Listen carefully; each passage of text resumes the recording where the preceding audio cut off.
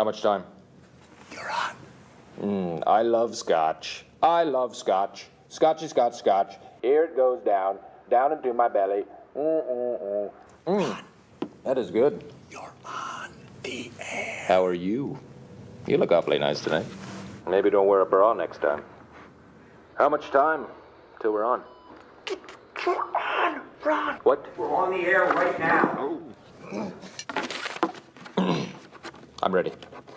Good evening, I'm Ron Burgundy. Here's what's going on in your world tonight. It was the 1970s. Looking good, San Diego. In a simpler time, Hey, Garth, how's the divorce? Oh, not so good. I'll probably never see my kids. Fantastic. it took a simpler man Follow leads, confirm sources. Real journalism, my friend. Great. Right on.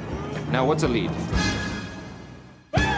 to deliver the news. I have some very urgent and important breaking news. Cannonball!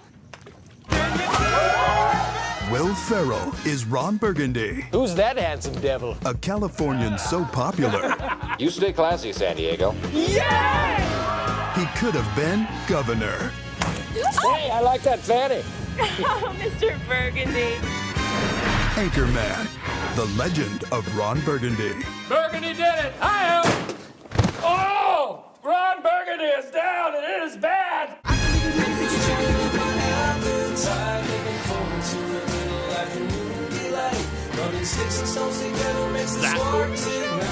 Welcome to that movie show. Welcome to that.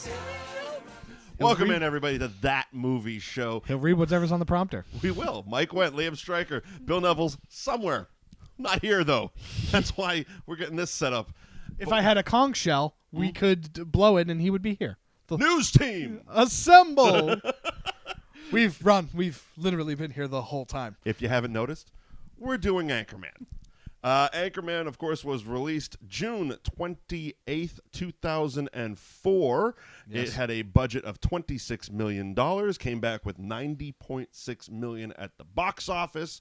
It was written by Will Ferrell and Adam McKay, directed by Adam McKay, starring Will Ferrell, Christina Applegate, Paul Rudd, Steve Carell, David Koechner, Fred Willard, Vince Vaughn, and a slew of cameos that we will get to. It's hailed on almost every list as one of the top comedies of all time. This movie, I love this movie, and I have a very, very fun story about this movie. I cannot wait.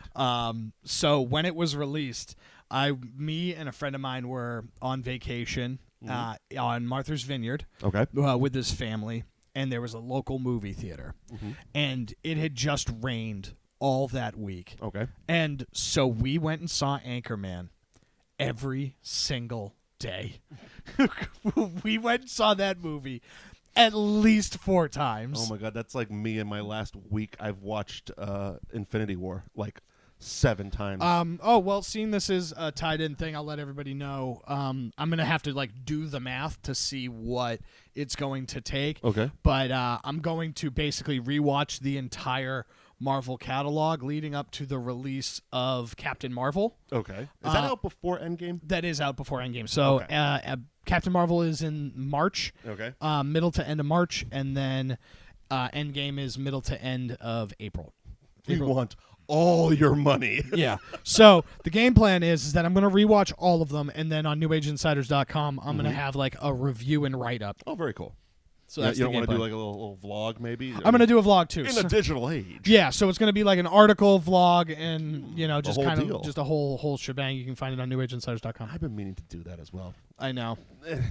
We've talked about it. We also need to start going to the current movies and then just doing live reactions in the car. I saw Vice, Yes. which we will talk about in our Golden Globes episode, which if you're listening to this back on Monday, which I'm guessing you are since we're recording and we're not live, go check out our Golden Globe special because we did all our predictions.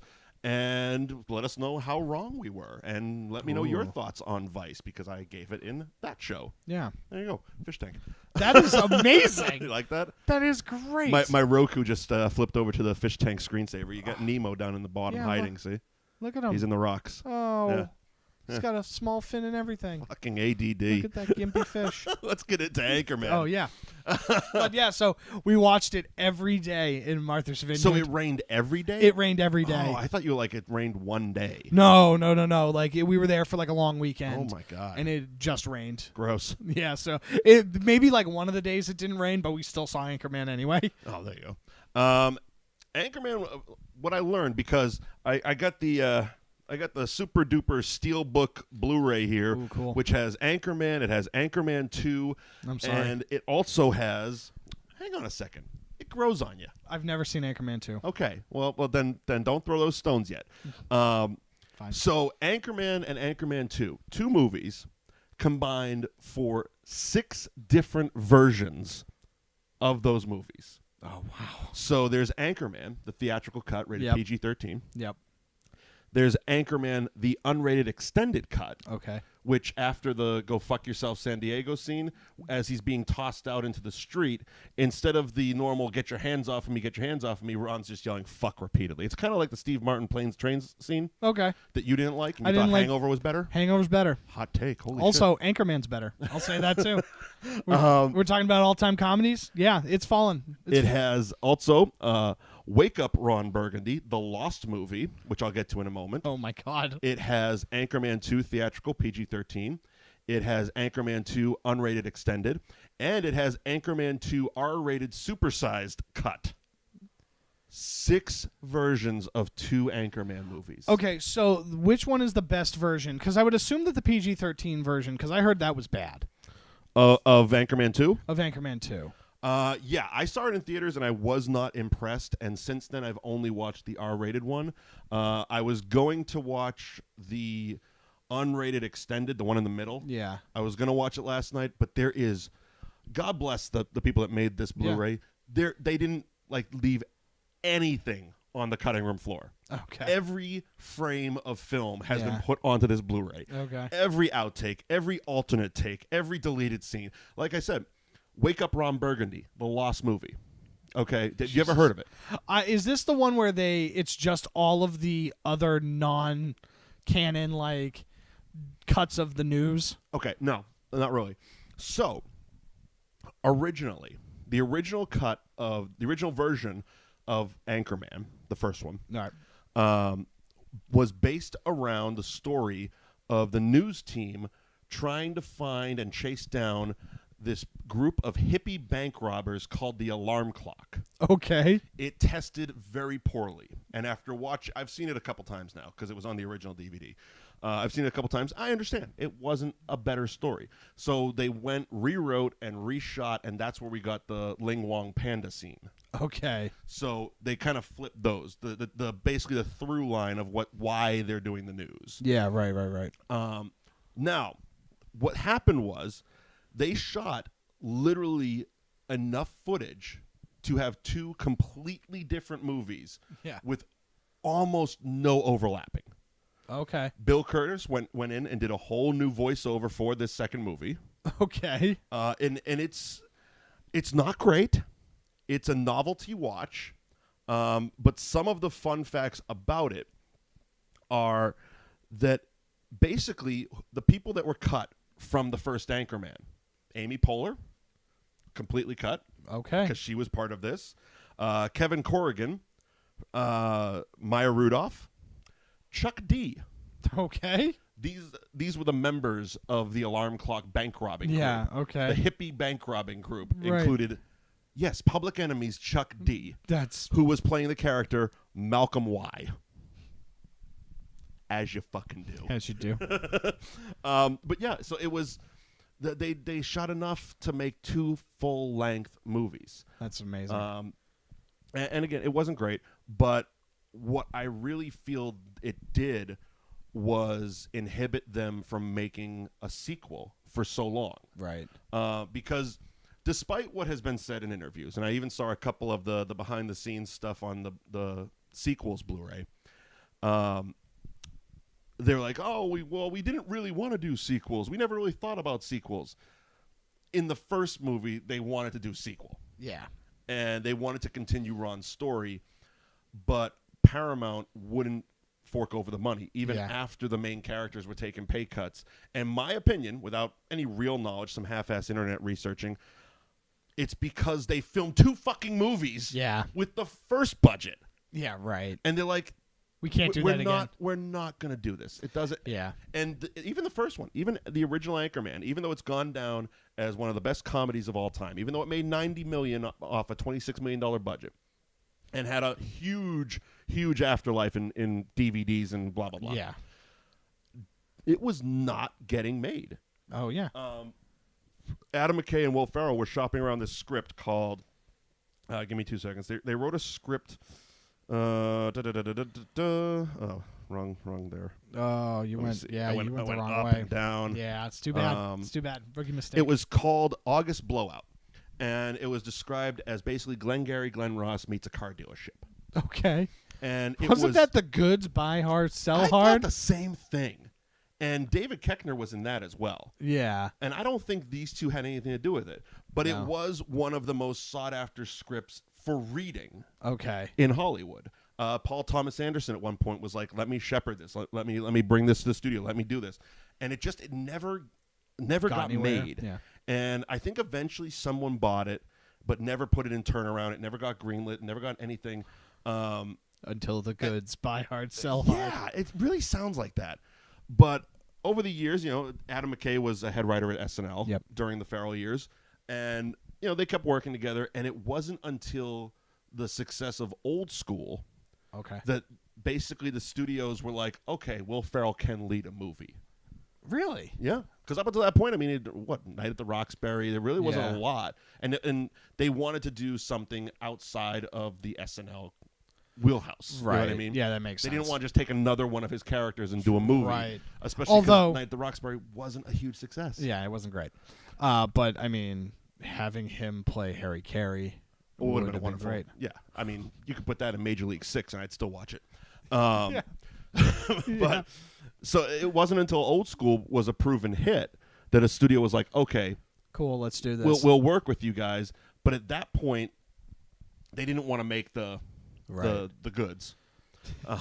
By Heart Sell Hard. Yeah, terrible fucking name. But basically, movie. So they wanted to make Anchorman. Will Ferrell had seen a documentary on these 70s Anchormen, and he was enamored by how sexist they really were. Of course. In this documentary, and he's like, I want to do that because it was a documentary about the first female anchorwoman. Okay. And it was the guys being overly sexist in the documentary where he's like, that's the story. That's funny. Yeah. And they've been asked in interviews, are we ever going to see what was it called, August Blowout? And basically, they've pilfered too much from it. Yeah. At this point, they've taken stuff and put it in Step Brothers and put it in Anchorman and put it in. Yeah. Like they've just taken bits where it's like that's a funny bit, but it's already been done. Semi-pro and here and there, and so it wouldn't work because it would just be all the stuff we've already laughed at. Yeah, it's a patchwork of bits and the goods. It's Buy Hard, Sell Hard. Right, which I got to find out. I'm going to Google in a second if either one of them have anything to do with that movie. I don't think so. So because it was from what's his name? Piven from Entourage, and that was trying to capitalize on his Ari Gold fame. I know why he was in it and why he was front and center, but the goods. Live hard, sell hard. Oh, yeah. Live hard, sell hard. Used car dealers. They're badasses. Yeah. Ken Jeong is in it. Looks like Ed Helms, Ving Rhames, James Brolin. Yeah, such a weird. It's a very odd cast. It was a very weird movie. It wasn't great. It wasn't terrible. No. It wasn't great. No. It was back. When was this released? It was released in 2009. Okay. Neil Brennan directed it, who was the creator of Chappelle's Show with Dave Chappelle. Right. Andy Stock and Rick Stempson took credit for writing. They should thank Adam McKay and Will Ferrell. Yeah, they should. I'm just going to say right now because their script sounds just like this movie. Yeah, and that's of course. exactly the first thing I thought of when I read the description. Yeah, I mean, this could also be one of those situations where, like, what was it? It was Paul Blart Mall Cop and the one with Seth Rogen one. The Seth Rogen one. Which, having worked as a mall security for many, many years, Seth Rogen's is 100% on the ball. Yeah. Well, Paul Blart's is way off. Yeah. And I was actually in Paul Blart. I forget which one like was the better movie. Seth Rogen's. But that was the thing where they like shopped that script around. Well, the bitch of it was also, and Seth Rogen's didn't get a lot of attention because it was R-rated. It was a smaller studio. It was a very small release, and it was following Paul Blart, which had just come out in this family-friendly way. Happy Madison's behind it, and shot at the Burlington Mall. Yeah, that's where. It was. They had the Christmas decorations up there in July, and it was like, hey, we have this the Christmas decorations up in July because we're shooting a movie. We're shooting a movie, yeah. Fuck Paul Blart. I know. It was not good, and I took offense to it as a former mall security person. No, I'm sorry to hear that. Observe and Report. That was the Seth Rogen one. That was it. That's the one I recommend until my Netflix series comes out. Yeah, of course. About being a mall security guard. Oh, it's in the works. Okay, good. Yeah. It's in the works up here. Yeah, of course. That's where 90% of those things live. Exactly. But Anchorman. Yeah. Let's jump into it. Oh, I love it. So we open up, and it's a beautiful Bill Curtis voiceover. Yes. Explaining who Ron Burgundy is. Right. And velvety tones. It reminds me a lot of Boogie Nights. Kind of. You know what I mean? Like, that's kind of how this movie like sets up and feels for me, where it's just like, yeah, these people are on the top of their game, but it's all going to change. And this Famous is scary. local San Diego anchorman. Yeah. Back in the day where the anchorman was king. That's actually a line. It's so funny. The anchorman was king. I mean, there was 3 channels. Yeah, of course. You were either 5, 7, or 12. Right. We didn't have excessive amounts of we didn't have, anything. We had 3 fucking channels. Yeah, right. And we didn't even have I was just turning my TV off with a remote. We didn't have that. I'd have to get up and turn a fucking knob. Turn a knob. Or bang a button. And Yeah. God forbid there was a little wobbly on. Hit it with your shoe. Yeah, right. Get those rabbit ears. Oh, God damn it. That was the 80s that was still happening. Yeah. But yeah, Ron Burgundy, 1974. He's the famous... He's the king.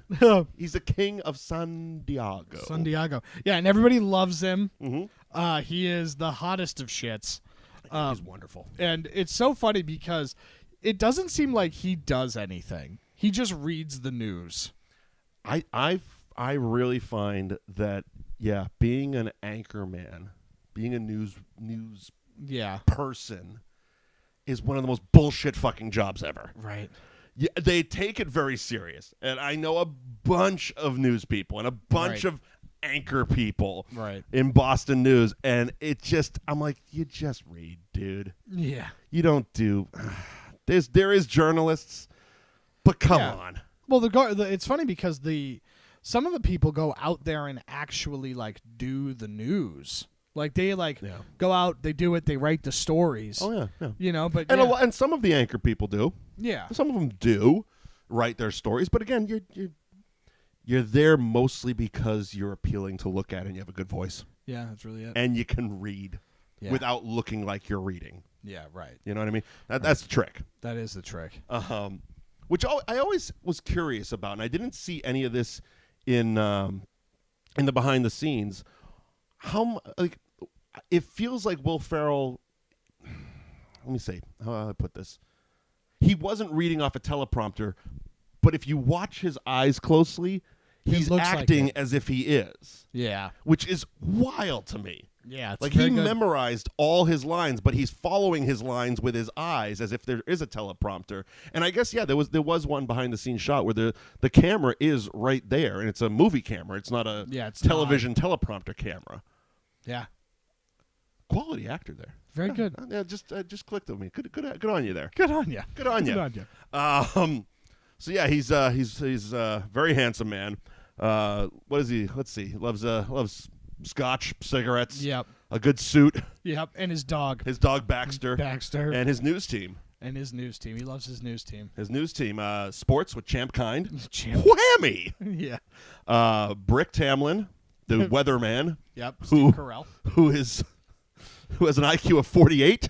Yeah. And many years later, people will say, I'm mentally retarded as he's so toasting funny. Mayonnaise. So goddamn funny. Field reporter Brian Fantana, played by Paul Rudd. Yep. Probably one of my favorite characters in movie history, Brian Fantana. Yeah, he's so great. We get everything with Sex Panther later. Oh, we do. You know what I mean? And it's just, yeah, he's fantastic. Steve Carell, this might be his funniest role. I would say, yeah. I would go with it. And just so much of it is,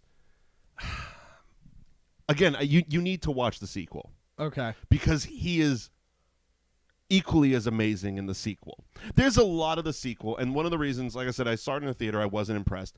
There is a lot of repeat beats. Yeah, of course. They go back to the original well, and they do a lot of the similar jokes. Yeah. Some are directly the same joke. Okay. But he is wonderful because Brick is just Brick. Right.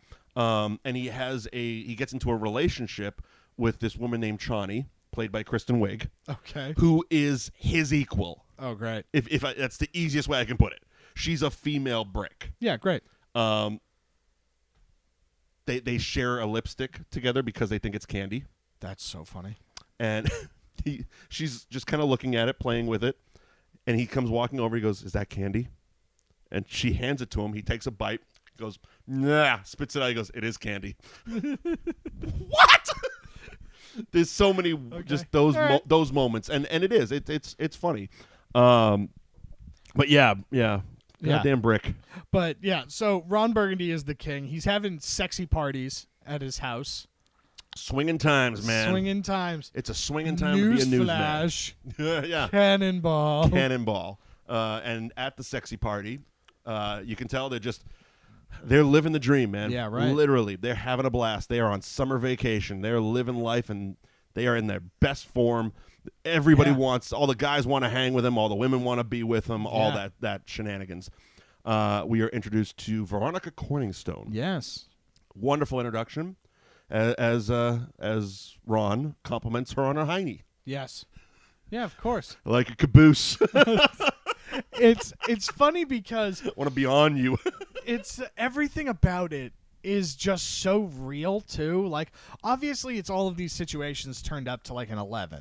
Right? But it's like, yeah, I would believe that that's how some guy would act in the 70s. Some guy in that position. Right. Some guy who's probably not been turned down for sex ever in the last at least 20 years. Right. Yeah. You know, since he became Ron Burgundy. Right. The legend. You know, maybe in high school he had a problem.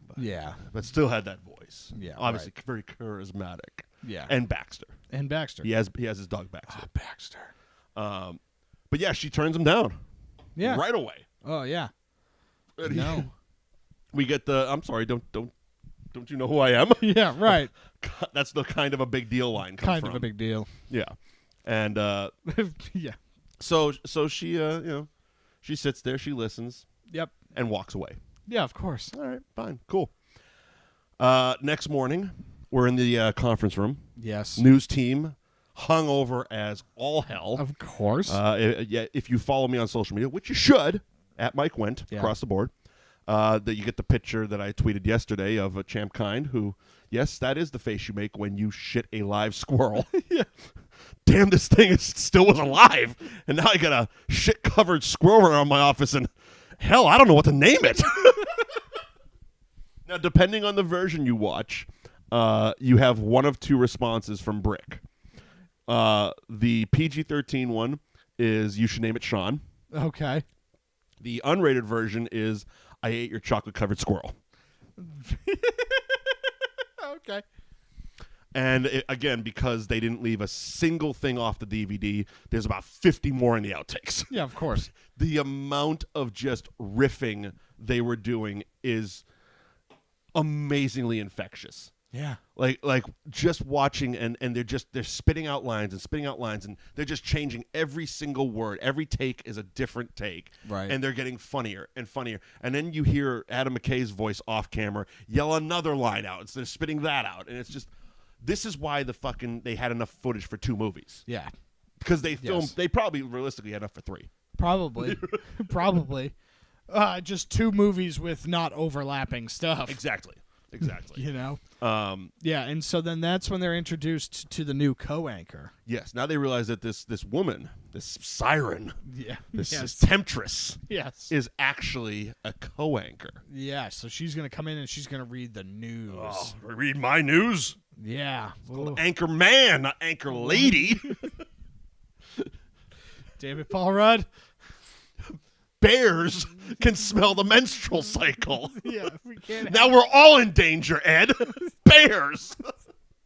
Fuck, this movie's good. It's very funny. And yeah, as you can imagine. And again, this is also, and this was something I wanted to touch on.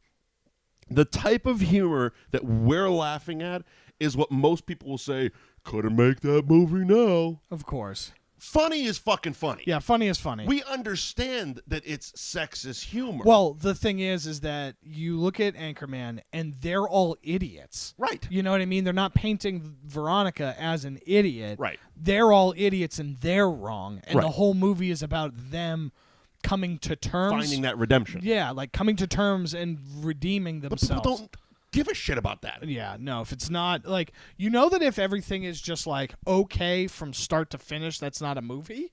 Like, you have to have conflict. It is now. You have to have conflict. They want to redo fucking Rudolph because they don't understand that in the end, he saves the day. Right. Santa's still a dick at the end of it, though. I mean, Santa was always a dick. Horrible, horrible human being. That was bad. I mean, he enslaves small men. Yeah, he does. Yeah. So... And yeah, whatever. It's a different pod. It's my watch along to that I did last year is somewhere in the archives at newageInsiders.com. I'm sure you can find it. Yeah, you can look at it. YouTube somewhere. took it off because it got a copyright strike, but whatever. We should do the copyright cast. That would be fun. Everything. Everything. I'm not even fighting the Santa with Muscles one. I know. It's not even worth it. If you want to take it. It was Santa with muscles. That little girl talking about her parents and won't show us where they are. It's fucking Anchorman. And then Hogan was at that same. Oh, God. Damn it. Whoa, we got to watch all of the Terry Hulk Hogan. Balea, like Ninja Storm 5, where it's like Assault on Burning Island. Magic Mountain. Well, we got to watch the Three Ninjas. Three Ninjas Assault on Mushroom Mountain or Magic Mountain. Magic Magic Mountain. Mushrooms. We should take mushrooms before we watch that. Yeah. Look, if you subscribe to New Age Insiders Patreon, we will do drugs. We'll do drugs and do a watch along. Oh, fuck Christ. But yeah, immediately all the men are just infatuated. They hate that she's working there, but want to sleep with her. Want to sleep with her, and because they are who they are, Neanderthals in the 70s. Yeah, she is now prey. Yeah, right. Game on. Yeah, right. Which is funny. They literally say game on. Yeah, it's really funny. We get not too far after that. The Ron Burgundy just doing curls in his office. Shaping his guns. Yeah. 1001, 1002. Oh, you just caught me while I was working out. Will Ferrell also is like the doughiest human being ever. Yeah. Like, I can never tell if he's in shape or not. Yeah. I know he runs a lot. Like, he does actual marathons. Oh, wow. In real life. But he doesn't look like it. No. Because every time he pops his shirt off, it's like comedically fat. Yeah, right. It's not like he's not fat. No, but he's definitely not in shape. He doesn't look like someone who's ever touched a weight. Yeah, right. You know? Like, it's weird. It's very weird. That's he weird. has a very weird shape. And there's also, he has a scar on his abdomen that always bothers me. Every time he pops his shirt off, I'm like, that's all I'm staring at is that. Did he a knife fight or something? Or? Appendix? Or is it too high? Oh, it's like literally right there. I got one. It's right here. Yeah, it's probably roughly around there. But it's like it makes an indent. Yeah. In his abdomen. Yeah. And it happened in Old School and in this, and I'm just like fixated on it. I'm like, yeah, what's going on there? Is there a knife fight that we don't know about? God bless you for being so free. Yeah, right. So yeah, he's shaping his guns, bringing her out to the gun show. They'll get you. They'll get you. Yeah. And so he's propositioning to take her on a date. Right. Champ tried, which Didn't was work. just an attempt to grab her tits. Yeah, right. Whammy. Fantana tried, but unfortunately he mussed up with Sex Panther. Yeah. And it smelled like a number of things. I liked what was it? Hot dog burps and raccoon farts. That was one. Yeah. Okay. Again, another one that I could sit there all day in the outtakes. hours? Yeah, hours. And Judd Apatow, that was his cameo. He was Yeah. he was the guy in the background, and Bigfoot's dick was obviously the one. My personal one, only because again I had a job as a copy machine repairman. It's like a fucking onion, people. I am a goddamn onion. Before I got into broadcasting, I had fucking 40 jobs. That's amazing. But the one I like is the guys outside who are hosing him down and said it's like the time the fucking raccoon got in the copy machine. I'm like, that would be a nightmare. The raccoon got stuck in a copy machine. And they're just hosing him down. Right. So that didn't work. No. Straight gasoline. So she shoots him down here, right? Is that no? No, because he comes on. So Ron has the right approach. He comes on the professional tip. Yeah. He's not trying to take her out on a date. New professional broadcaster in a new city. I'm mayor of San Diego. Right. I'm going to take you around. I'm going to show you where if you're going to be a journalist in San Diego, you're going to need to know where the whale's vagina is. Yeah, that's right. So I'm going to take you around. Mind you, he's doing all this while he has a massive erection. Oh, yeah. Yes. Yes. So I'll pick you up downstairs. 9 o'clock, 8. You have a massive erection. Really? I'm going to walk this off. The stuff I love is when people are walking around and doing stuff in the background. Oh, yeah. But like deliberate, not like an extra breaking the fourth wall. Yeah, right. But like he walks off and Veronica's standing there doing something and all of a sudden he just paces back in the background with a giant cock. I'm just brilliant. Because he just could have cleared and they could have ended the scene. Yeah, that would have been it. But no, that extra beat of comedy. Yeah. That's why these movies work. Right. There's another on the Blu-ray. There's a string of PSAs where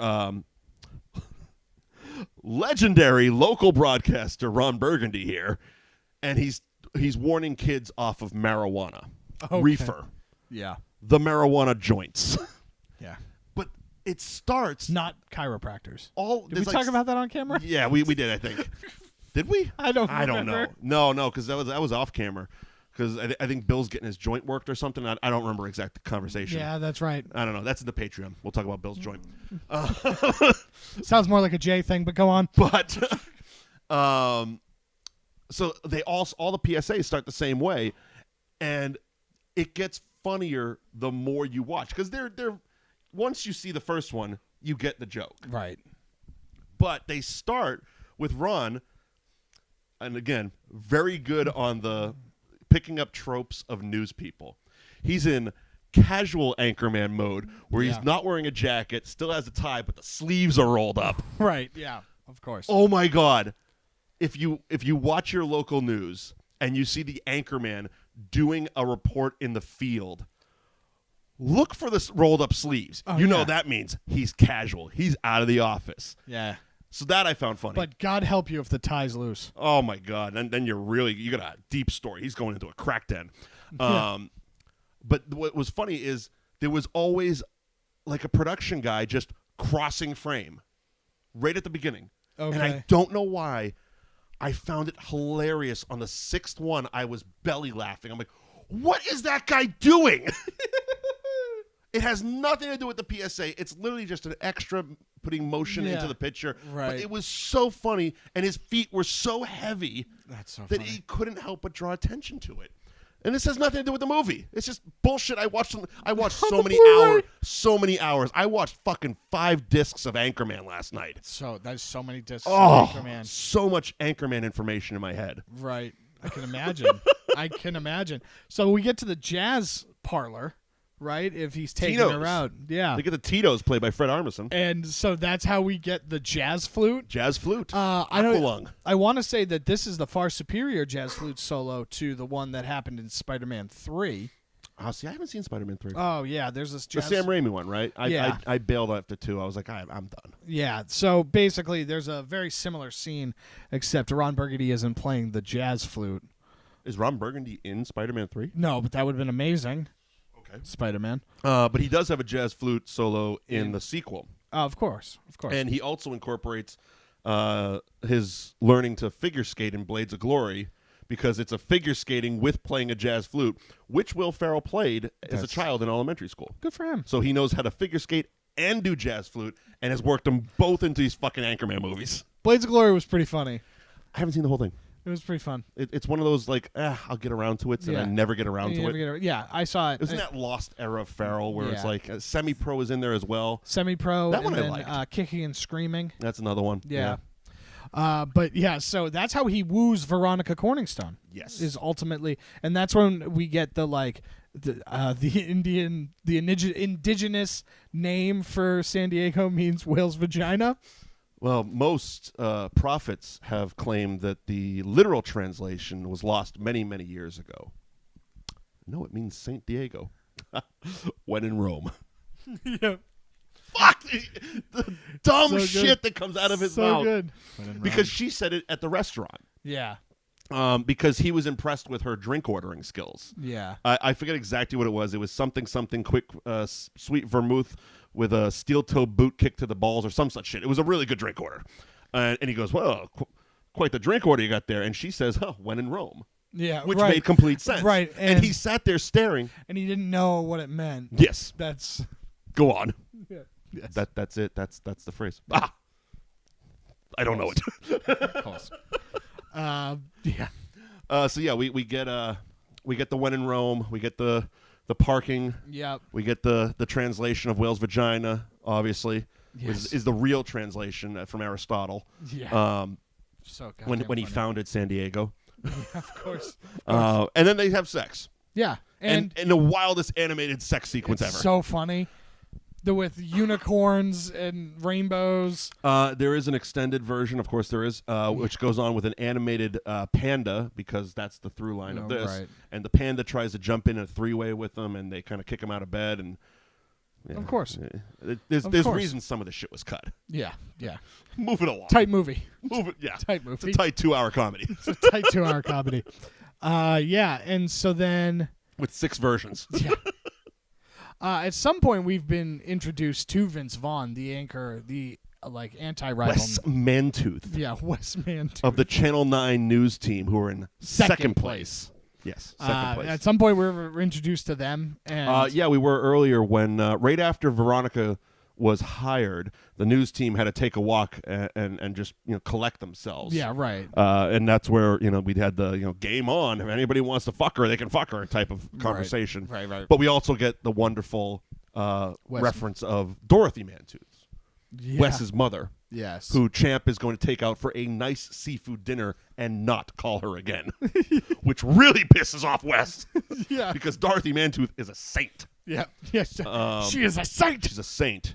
Which, again, so just because I watched all the hours, I got to drop every fucking extended reference. Yeah. There is a, remember the SNL skit Bill Brasky? No. Okay, so Bill Brasky, it was usually, Baldwin would usually guest star in these skits, and it was usually 4 guys at a bar, usually a business conference, and they were telling lore of this guy that was whatever business they were in, whether it's insurance or whatever. This guy who would go to conferences, and Bill Brasky was his name. Okay. And it was always basically like Chuck Norris jokes. Yeah. Chuck Norris, is hiding an extra fist under his beard type of thing. Yeah, okay. Mythical things like Brasky wanted to drink, and he was in an abandoned parking lot. So he waited 6 years for them to build a place, went in, ordered a shot, burned the place to the ground, says you always leave it like you found it. Yeah. Bill Brasky. It's, yeah. So they Okay. there was a number of those. Ferrell was in a lot of them. Well, in the extended scenes for this, Dorothy Mantooth took on a very Bill Brasky thing where she sired many children and blah, blah, blah, blah. Okay. And she was mythical, basically. That's so ran, funny. Ran the 40 and 2, whatever. She was like okay. the coach's mother in Dazed and Confused. Yeah, right. The right. same one. Still drives that Mack truck, though, man. She's a lot bigger than my day. Matthew McConaughey. Hey. All right. Yeah. So there's some stuff with the teleprompter. We find out that Ron only reads what's exactly on the teleprompter. Yes. Hence the question mark. I'm Ron Burgundy. Mm-hmm. And so basically things start to go south for our Anchorman friend. Well, the jealousy, the professional jealousy comes Yeah. in because Veronica is now put in as a lead anchor with him. Right. It's because he missed the gig, right? Yeah. That's because she was out doing. So she was covering like cat fashion shows and the Stupid best stuff. meatloaf recipe and shit like that. Right. Very And so, fluff pieces. Yeah, and so basically the thing with Baxter, Which, oh my God. with Jack Black. I remember, and I even relived it last night watching again. I remember in the theater, Yeah. damn near dying for like 3 minutes after he punted Baxter Yeah. off. I missed the whole next scene. Right. Because I was laughing when because it's so, the first time you see it, we've seen it a million times Yes. now. We know it's coming. But the first time Yeah, you're sitting in a just theater boots and that Jack dog. Black picks up a puppy and boots it off the fucking bridge. Yeah. Yeah. What? So, yeah. That just happened. Right. And so, yeah, Ron is on his way into work. He throws like a food wrapper out the window. That was a whole burrito. Oh, yeah. He throws The whole goddamn burrito. It is filling. Yeah. Yeah. And he throws it and hits Jack Black on his motorcycle. Yep. And so they get into an altercation. He's like, I'm going to ruin something you love. And he punts Baxter. I love poetry. And so Glass of that's scotch. and Baxter here. And Baxter here. Now this is happening. Yeah. And so then that's where we end up getting Ron in the phone booth. The glass case I'm of in emotion. a glass case of emotion. Which I partially recreated at Yeah. one of our recent Wicked Bite shoots. That's true. That is very true. Don't put a phone booth in a restaurant and then invite us there. We No. will have so much fun with it. It's too bad it was too small because I wanted to do Bill and Ted. It was, I could barely fit my ass in there. Yeah, there it was was way too no small. way both of us were getting Yeah, in. no way at all. But so it's the glass case of emotion, and that's where Champ tells him you have to get to the studio Right. because Veronica is going to do the news. They're putting Veronica on the air. Yeah, and Yeah. so he tries to get there, and he doesn't get there in time. No, he's way late. Yeah, she finished. She did the whole news broadcast, and he busts in about 5 minutes after, and she did so well That she's going to that she's now co-anchor Yeah. in the opening and everything. Right. They try and push her out in a very funny. And they have their little breakup moment because he gets all jealous and angry that she read the news and she makes the proclamation. Well, I told you I wanted to be an anchor. That was my goal. And of course, He's like, I thought it was a joke. I wrote it down in my diary. I thought it was Veronica told me a very funny joke. But yeah, so there is all that, the personal jealousy stuff aside, and Yeah. And so then this ultimately leads to the anchor fight. yes, Because they're distraught. They don't know what to do. And the only thing that's going to make them happy, New suits, as you do. you do. And so they go and just decide to wander off. Well, Brick takes them on a shortcut. That's right. That's the thing. Is Brick takes them on a shortcut through a bad part of town. Okay, then. So, the Wes Mantooth and his news team. Did you get that suit? The toilet store. Even the guy that can't think says something. And so fucking Brick. they end up getting confronted by Wes Mantooth and his Channel 9 news team. Yep. Yep. And so they're going to throw down. Shit's going down. Ron pulls a bedpost out of his jacket. Yeah. It escalates very quickly. Fantana's got his 38. Yep. Champ knucks up. Yep. And Brick pulls out a hand grenade. Yeah. As you do. As you do. And they're met with a couple of switchblades, yeah. which I believe this the whole bicycle circling and all that stuff. I think it was West Side Story references. Okay. Yeah, it's mostly. It feels very West Side Story anyway. All the ruffians. Yeah. The toughs. Yeah, the street toughs. The street toughs. Yeah, so they end up everybody. Every news team shows up. I gotta find the news teams. My favorite one is the Spanish news team. Led by Ben Stiller. Mm-hmm. Do not forget the Latin American news team. Spanish language news is your bitches. Yeah. Oh, God, so funny. We get Tim Robbins. Tim Robbins in Public News. Yep. Basically the PBS. Where is it? Come on now. And Luke Wilson? Yeah, Luke Wilson. Is that the Wilson brother? Yeah. Okay. Frank Fincher? Yeah, the third place news team. Third place. Well, you're going to be in dead place. again, it's the little things.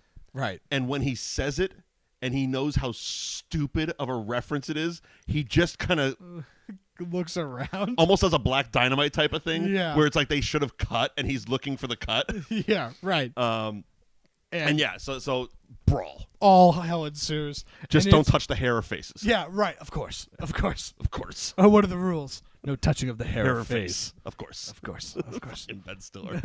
Who is a delight. Ben Stiller was originally auditioned for both Fantana and for Brick. There was a lot of what ifs in the casting. See, I would have loved him for Fantana. There was a lot of what ifs in the casting of this.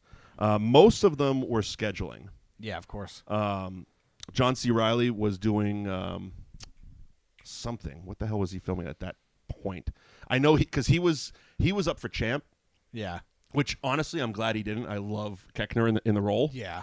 But he was filming something, and he's since said that it was one of the biggest professional mistakes he made. Yeah, well, because it's not Dewey Cox, because Dewey Cox comes after Talladega Nights, and this is before Talladega Nights. He was doing Aviator.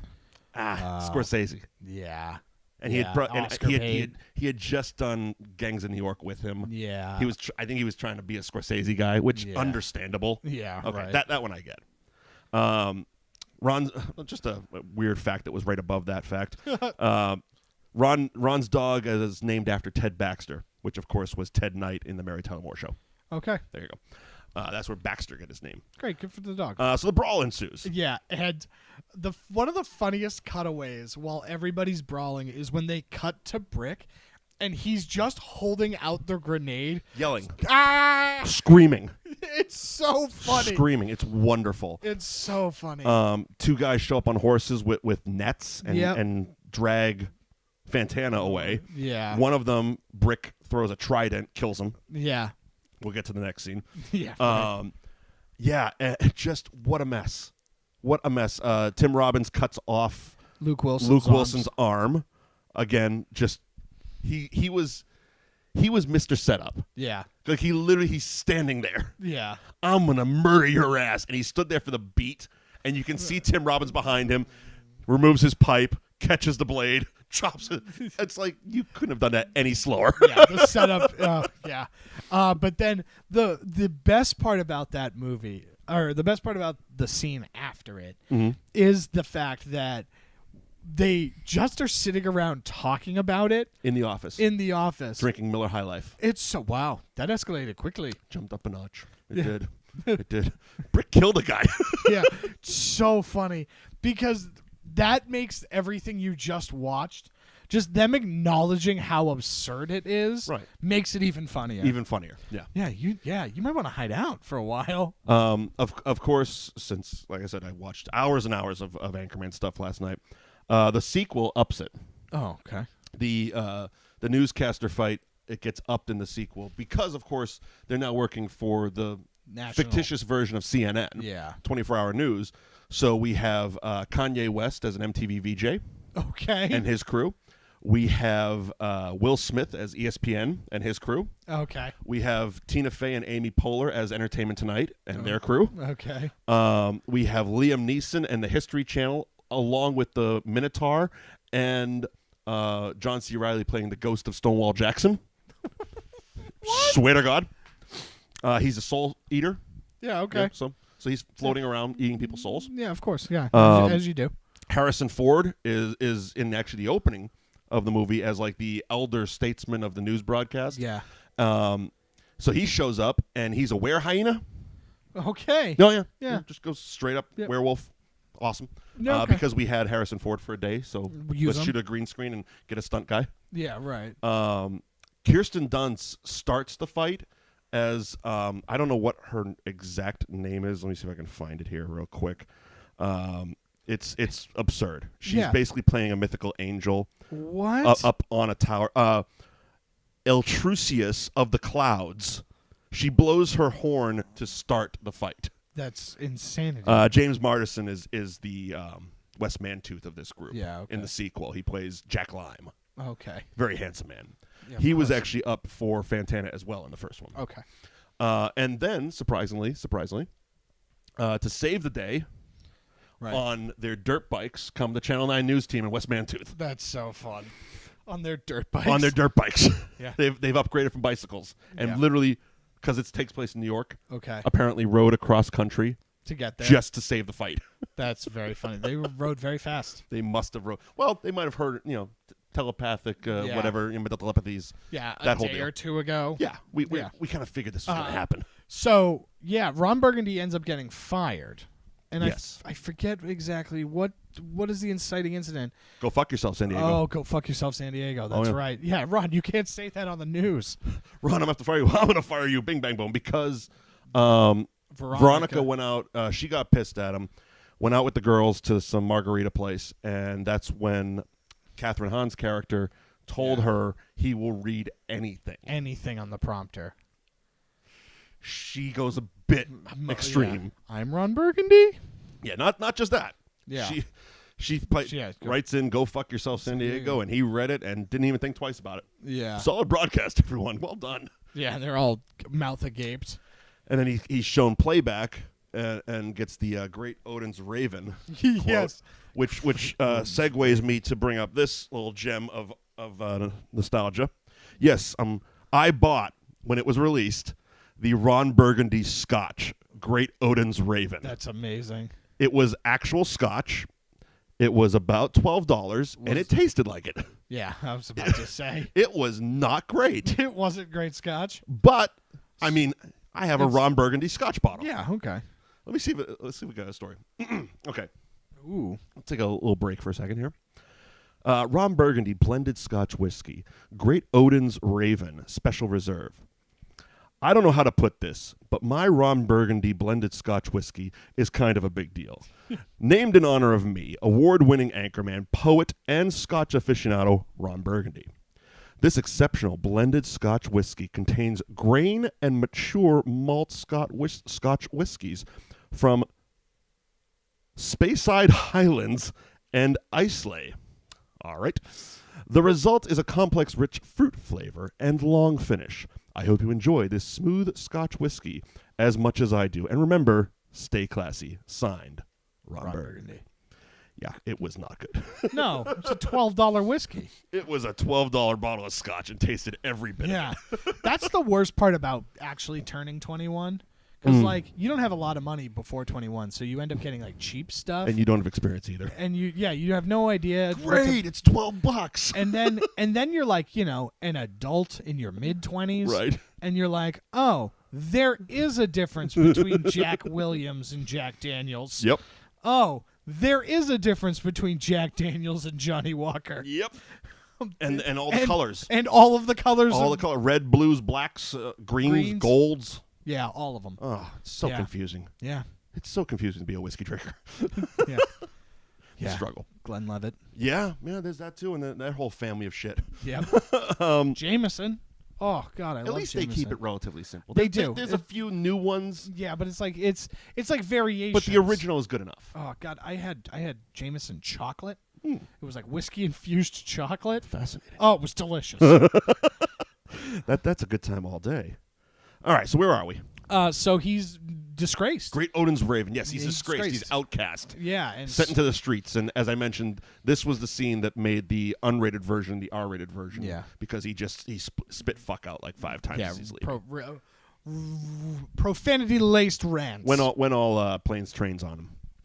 Not as good as The Hangover. Not as good as The Hangover, man. I will stay by that. Oh man, I'll stand by that. So fight me, internet. We see Veronica on the rise. Yeah, and we see Ron on the decline. The news team can't associate with him. Yeah, he's shunned in the streets. They seem to be getting along more with Veronica on camera. Yep. Their new intro looks very friendly. Ron just spits out a bunch of ribs as he's sitting there eating in bed, as you do, with a giant can of PBR. Yeah, as you do. As you do. This is where we get the milk was a bad choice as he's stumbling down the street, it's drunk on milk. Yeah, it's 90 degrees in San Diego. He's heckling women as he walks by, and he looks all the hobo. Yeah. Goes into a bar, bartended by Danny Trejo. Yes.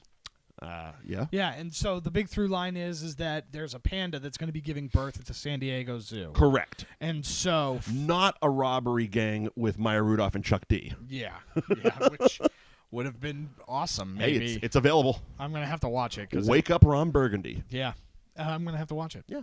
And so... It's a novelty watch. Basically, Ron is going to try and get his credibility back by getting the story. Well, no. Right? No. So what happens is the Ling Wang, Ling Wang, the panda, is going into labor. Right. All the news teams descend on the zoo. They're all jockeying for position. Right. Wes Mantooth and Veronica have their face-off, and she says, "Oh well, don't lose any more hair if they're being number 2 to a woman." Yeah. She goes and finds a great spot, starts trying to call her cameraman. Tim Robbins returns. Yes. Says, "That's a honey of a shot," and we at Public News really are down with the women's lib thing. Shoves her into the bear pit. Yeah, right. That's right. So she's gone. Nobody can find her. Right. Nobody knows where she is. Seth Rogen, the cameraman. Yes, Seth Rogen plays the cameraman. That's right. Can't find her. Ed Harkin can't find her. Nobody knows what the hell to do. So they have to call Ron. Last resort. Yeah, Damn it, I have to call him. So calls the bar. Gets Ron Burgundy. Yep. Does the switcheroo in the bathroom. Yep. The great Superman switcheroo in the bathroom. Comes out, blows the conch shell. Blows the conch shell, and the news team's playing pool right beside him. Yeah, we've been literally here the whole time. Literally here the whole time. Let's do it. Yeah. So we get to the zoo. Yep. There's the confrontation with Wes Mantooth. Again.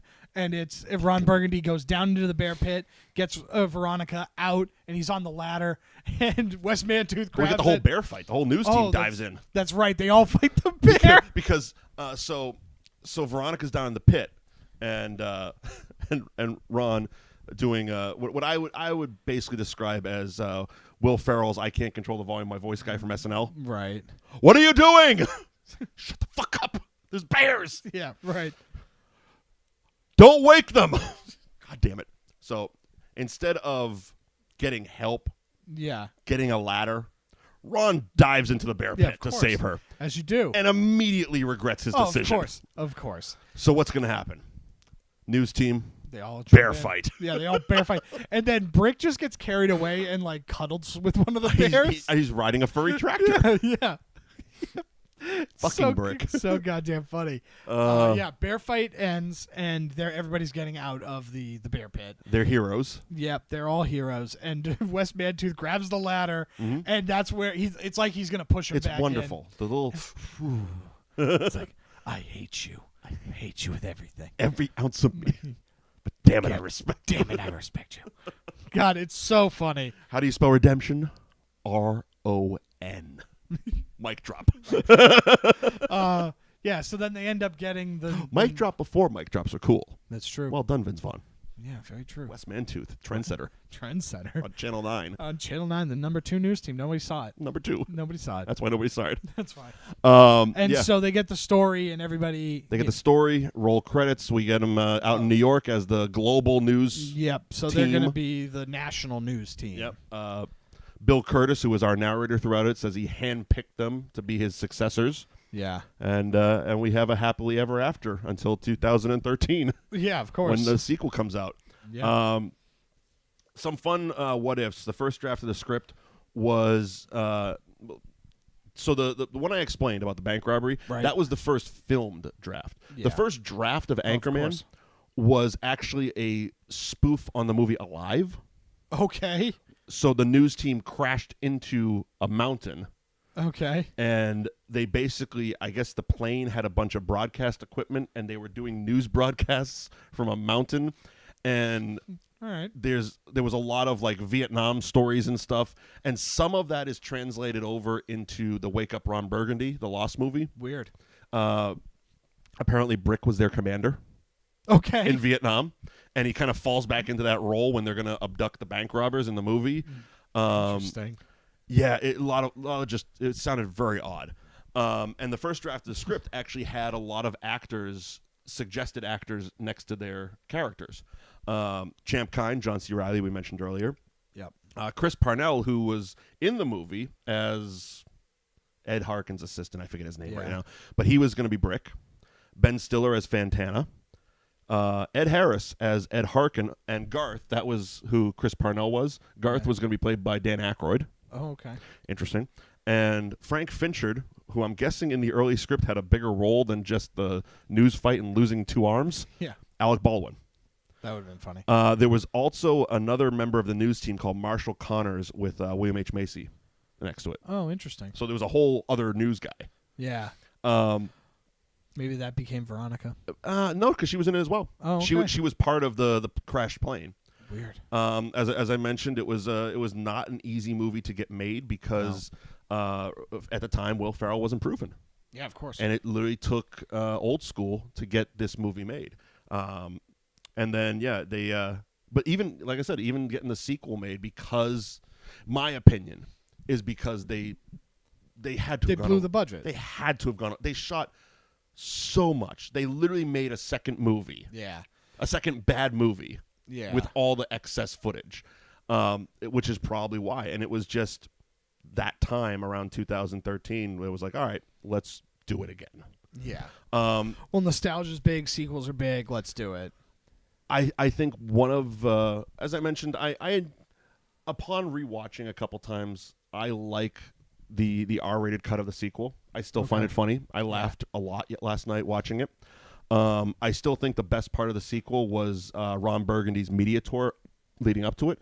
Okay. Including a stop at Emerson in Boston. Yeah. It was him it was Will Ferrell doing the character and showing up. It was almost like a Borat type thing. It was. When Borat was coming out, Sacha Baron Cohen showed up to Sacha Baron Cohen was the BBC in the news fight in the sequel. But he would show up to all of his press events as Borat and not break character. Yeah. Ever. Yeah. Ever. That's always fun, especially when you have a delightful character like this. Apparently also iHeart is putting out a Ron Burgundy podcast soon. Yes. So finally Ron Burgundy's going to have his own podcast. I can't imagine it's going to be good. Oh, I don't think so. Like, I don't know what it's going to be. Well, if it's Will Ferrell doing an actual podcast as Ron Burgundy, I might give it a listen or two. It would have to be like a clone of the Joe Rogan show, right? Where it's like, I'm going to sit and I'm just going to talk to somebody. But as Ron Burgundy. Yeah. And so, I mean, I'm going to give it a token listen once it finally comes out, but I can't imagine it's going to be great. No. Well, the problem is that with somebody like Will Ferrell, has somebody who does a bunch of podcasts. Right. The issue is that you have to find the time for it. And if you're somebody like Will Ferrell, you might not have the time.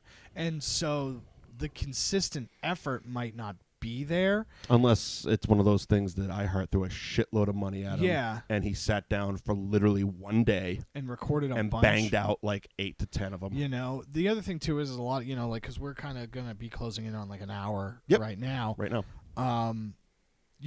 Not all podcasts need to be that long. No. And so it's like, maybe if you do a 15 to 25 minute podcast as Ron Burgundy, that's going to be more palatable. That's going to be a little bit more fun. Or even if it's just Ron Burgundy doing awkward interviews. Right. Because there was, even on the Blu-ray, there was a few of those when the 2004 MTV Movie Awards came out. They had Ron Burgundy doing interviews, and he interviewed Rebecca Romaine Stamos in one of the strangest scenarios ever. It started as a regular interview, went to a massage table, went to a bubble bath, went to bed. Weird. Yeah, hilarious. Burt Reynolds was another awkward but hilariously awkward interview.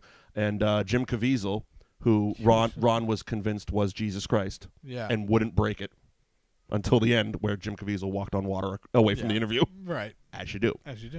If it's that, and they're like 20 minutes, I'll listen to those awkward interviews for 20 minutes. Right. One or two, maybe, depending on the person. But an hour long is going to be grating, and people aren't going to like it. But in the end, we can always go back and watch Anchorman. Yeah, The Legend of Ron Burgundy. The Legend of Ron Burgundy. Yeah. I watched it 4 times opening weekend. Love it.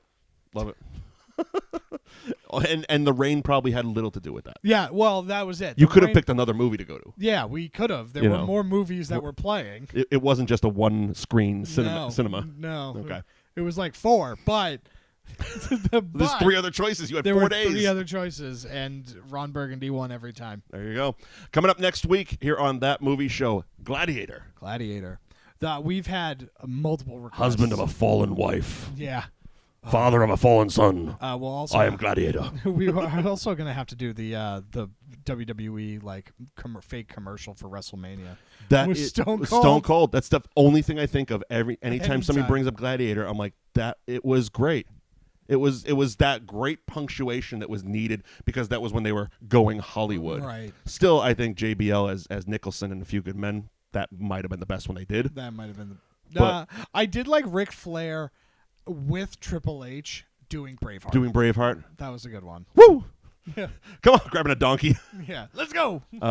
Booker T and Eddie as Pulp Fiction, not wonderful. No. Booker T acting.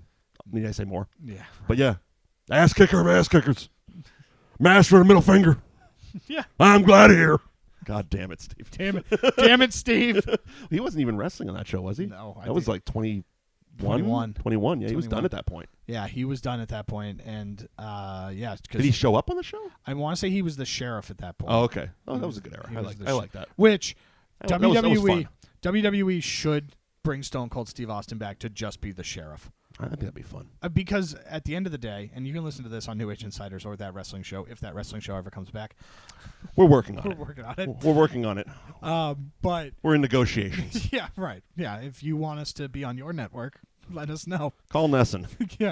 Yeah, demand it, I guess. Yeah. So you want to see those fun guys talking wrestling once a month? Yeah, but anyway, yeah, just if you want to feel like all wrestling fans want is just Stone Cold Steve Austin back. You're bringing back goddamn Hulk Hogan on today. Yeah, but Hulk wants to come back. Yeah, Steve seems pretty content. Yeah, because that's the difference. Yeah, Steve just gets to yell at people in his backyard. Yeah, that's all that show is. He is literally living his dream. Yeah. I get to yell at people, climb up that rock. 316 Gimmick Street, got his fucking dogs and his ATVs. Yeah. He's in his little shed in the backyard. It sounds wonderful. Yeah. It just sounds wonderful. Yeah. But that's not that show. This was that movie show. Yes, it You got is. me all fucked up now. I know. Coming up next week, we got Gladiator. So please follow, subscribe to that wrestling show. New Age Insiders Pop is the network you need to follow and subscribe. It is available on every podcasting app. So if whatever you're listening to this on, tell your friend to subscribe to it. You can also follow myself at Mike Wendt, Liam at Liam NAI. I know. It's confusing. It's tough. On all forms of social media. NewAgeInsiders.com for our audio and our video archives. And please follow the hashtag #ThatMovieShow and let us know what you want us to cover. And I think we're talking about doing more watch-alongs this year. Yeah. Everybody seems to like the watch-alongs. I like the watch-alongs. They're fun. They're fun. They're fun. So let us know what you would like us to watch. Bad movies are better. Bad movies are for better. watch-alongs. Yeah. Good movies will probably just get lost in watching the movie. Yeah, we'll just watch the movie. That's not. But It's got to stuff be like a bad movie. Santa with Muscles, Star Wars Christmas, those types of movies. It's too bad we already did The Room because The Room would have been a good one. We still might have to bring that back for a special occasion. Yeah, we can. But if you want us to bring back The Room for a special occasion, that's where you have to tweet us. Hashtag that movie show. Let us know. All right, we done? Yeah, I think we're done. Cool. See you next week. Bye, everybody. Rockets in flight.